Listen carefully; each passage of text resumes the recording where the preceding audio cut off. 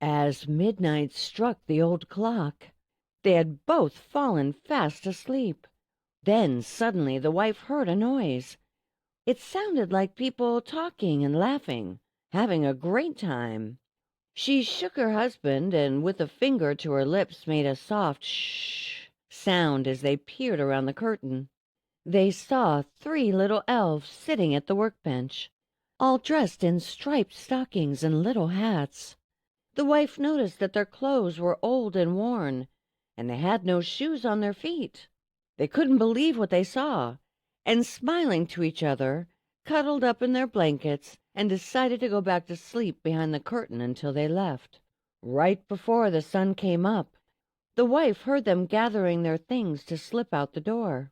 They had worked all night, and there sat 20 pairs of perfectly made shoes sitting on the workbench. She shook her husband awake and showed him the shoes. He couldn't believe it.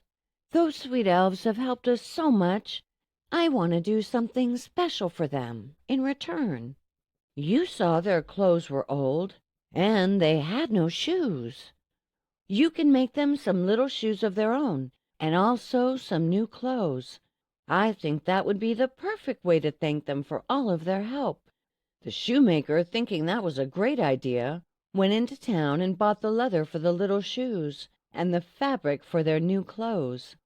Excited, he brought it all back to his wife, and they both sat down to make new shirts and pants and cute little shoes for their feet. With the leftover fabric, the wife made 3 fine coats to keep them warm.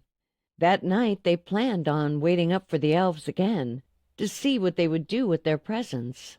Just like before, when the clock struck 12, they came in dancing around the room before making their way to the workbench. There was no leather set out for them to make shoes that night. All they found were 3 boxes sitting on the table.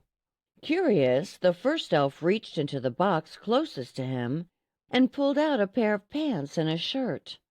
The second elf reached into his box and found the same, and also pulled out a tiny pair of shoes. The third elf reached into his box and pulled out a beautiful jacket that went with all the other clothes in the box. They clapped their hands and rushed to put on the new clothes, and tie in tiny bows the laces on the new shoes made just for them. As the shoemaker and his wife watched, the elves were laughing and talking amongst themselves, so happy with their gifts. They then danced right out of the door and back into the night. The shoemaker and his wife never saw the elves again. After selling so many shoes, they decided they could now hire someone to help them. They continued to make the finest shoes in all the land, and people still came from far and wide to buy them. The end. Thank you for listening, and don't forget to keep a lookout for the next story from the Blu Empress. Good night, and sweet dreams.